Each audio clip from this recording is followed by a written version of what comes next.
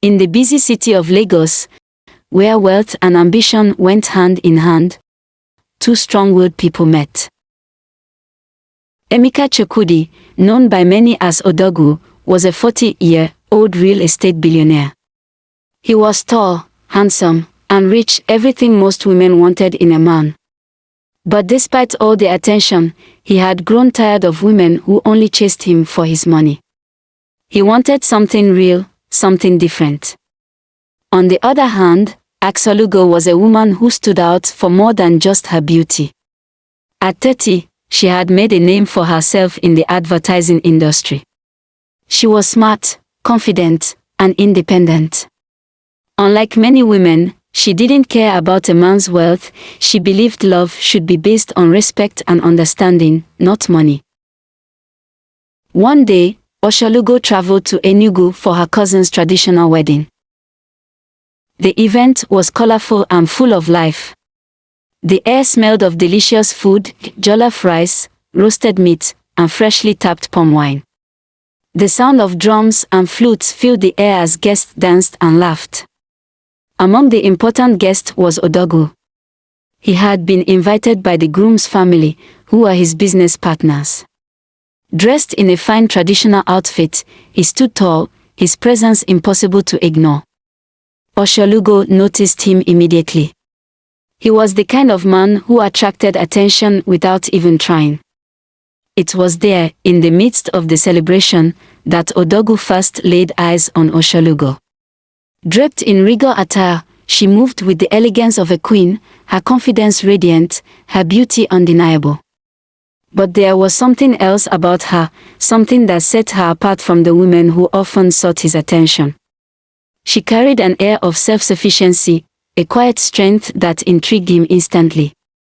He was used to getting what he wanted, but Achalugo wasn't like other women. She had built herself from the ground up, refusing to let the scars of heartbreak define her. Once, she had loved deeply, only to be betrayed and left to pick up the shattered pieces alone. Since then, she had vowed never to be vulnerable again. To her, love was unpredictable, painful, and an unnecessary risk. So when Odugwu, ever the intentional man, approached her with his signature charm, she met his confidence with indifference. "Good evening, beautiful," Odugwu greeted, his deep voice cutting through the lively chatter around them. Achalugo glanced at him briefly before returning her focus to her drink. "Good evening," she responded coolly. "You don't look like you're enjoying the ceremony," he observed, taking a sip from his own cup. "I enjoy weddings," she said, finally meeting his gaze. "I just don't get carried away by them." Odugwu raised a brow, intrigued. "Why not?" She smiled. "Because while everyone sees the glamour, I see the reality. The expectations, the compromises, the sacrifices. Love is beautiful, but it's also unpredictable. And I prefer things I can control." Odugwu let out a low chuckle. "So, you don't believe in love?" "I believe in it," she said. "I just don't depend on it." Odugwu studied her for a moment, then leaned in slightly. "That's a shame," he mused. "Because I'm going to marry you." Achalugo burst into laughter, tilting her head back in amusement. "You must be joking." "I'm not," Odugwu said smoothly, his expression unwavering. She shook her head, still chuckling. "You don't even know me." "Not yet," he admitted. "But I will. And when I do, you'll see, I always get what I want." Achalugo took another sip of her palm wine, eyeing him with mild amusement. "Well, Odugwu, I'm not one of your real estate properties. You can't just claim me like an acquisition." Odugwu smirked. "Who said anything about acquiring? I intend to win you over, Achalugo. And how do you know I'm into real estate investment?" Achalugo gave a small smile. "Who doesn't know you, Odugwu, the real estate billionaire?" Amused by her words, Odugwu replied. "That doesn't change the fact that I'm going to marry you." She scoffed, setting down her cup. Good luck with that, she said playfully before walking away, leaving Odogwu watching her with a knowing smile. Most men would have walked away. But Odogwu wasn't most men. From that day on, Odogwu made his intentions clear. He became an intentional man in his pursuit. Every morning, a fresh bouquet of flowers arrived at Achalugo's office, their sweet fragrance filling the air. Along with them came a handwritten note, never typed, filled with heartfelt words about how much he admired her. Every evening, a carefully chosen gift appeared at her doorstep, each one holding a special meaning, a silent whisper of his affection. Yet, Achalugo's heart remained untouched, her walls still firmly in place. One calm evening, after Achalugo turned down his dinner invitation again, Odogwu had enough. He stood before her, arms folded, his deep voice carrying both frustration and exhaustion. "Why do you keep rejecting me, Achalugo?" he asked, his eyes searching hers for an answer. "Just tell me what I can do to prove my love for you. I can give you anything, anything you desire." He took a step closer, his voice firm yet pleading. "Say the word. Cars, mansions, businesses, investments, whatever you want. Just name it." "Odogwu, why are you wasting your time?" she asked, her eyes searching his face for a sign that he would finally give up. "I've told you before, I don't want this." Odogwu remained unfazed, his deep, rich voice unwavering. "And I've told you, Achalugo, I am not a man who walks away from what he wants." She let out a small, bitter laugh, shaking her head. "Love isn't for everyone," she murmured, her voice tinged with pain, as though the words carried the weight of old wounds. He studied her intently, his dark eyes both gentle and unyielding. "Love is for those who believe in it, those who are willing to fight for it," he said, his voice low but full of conviction. But Achalugo wasn't ready to believe. She buried herself in work, convincing herself that her career was the only thing she could trust, the only thing that wouldn't betray her. Yet, no matter how hard she tried to shut him out, Odogwu remained a steady presence, patient as the tide, unwavering as the rising sun. One morning, everything in Achalugo's life took an unexpected turn. She walked into the office as usual, but something felt different. The whispers, the stares, something was off. Then, she saw it. A new name on the company documents. The business she had dedicated years of hard work to had been sold to Odogwu. Rage boiled inside her. Without thinking, she marched straight into his office, her heels clicking furiously against the floor. "What is wrong with you?" she exploded. "Do you think you can buy me?" Odogwu stood, towering and unshaken, his deep voice steady. "Achalugo, I didn't buy this company to own you." His eyes held hers, unwavering. "I bought it because I saw how much it meant to you. And now, it's yours." Her breath caught. "What?" He pushed a file across the desk. "The company belongs to you now. Every share, every asset. This isn't about impressing you. It's about making sure you never have to fight for what you love again."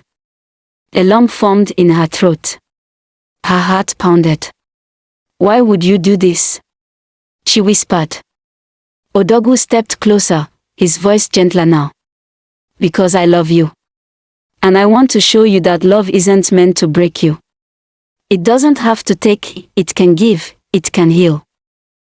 For the first time in years, the fortress around her heart trembled. Odogwu had not tried to buy her love. He had earned it through patience, through understanding, through sheer determination. She swallowed hard, fear still gripping her. "And what if I'm too afraid to love you back?" His lips curved into a warm, knowing smile as he took her hands in his. "Then I'll wait. Because real love is patient." And for the first time, Achalugo allowed herself to wonder, maybe, just maybe, love was worth the risk. Achalugo had spent years shielding her heart, convinced that love was a battle she would always lose. But Odogwu had fought for her, not with empty words or extravagant gifts, but with patience, understanding, and a determination that left no room for doubt. Slowly, she began to let her walls crumble. It started with stolen moments, late-night phone calls that stretched until dawn, laughter over dinner dates she once swore she'd never accept, and quiet, lingering touches that spoke of a love neither of them could deny. Their love story became the talk of Lagos. Social media buzzed with stories about the billionaire and the woman who had once rejected him. People whispered about how Achalugo, the fiercely independent career woman, had finally fallen, not for Odogwu's wealth, but for the man behind it. They became an inspiration, proof that true love wasn't about money or status but about two souls meeting at the right time, in the right way. And then, Odogwu did something even grander than buying her company. One evening, under the warm glow of the rooftop lights, Odugwu knelt on one knee, holding out a ring that sparkled like the stars above. But Achalugo wasn't looking at the ring, her eyes stayed on his, filled with emotions she never thought she would feel again. "Achalugo," he said, his voice deep but filled with emotion, "you have shown me that love is not just about chasing someone, but about waiting, understanding, and choosing them even when things are not easy. I choose you, today, tomorrow, and forever. Will you marry me?" Tears rolled down her cheeks as she nodded quickly. "Yes. 1,000 times, yes." Their wedding was nothing short of grand. It was the kind of event that made the whole city stop and watch. Powerful business leaders, top politicians, and famous celebrities all gathered to witness their love story.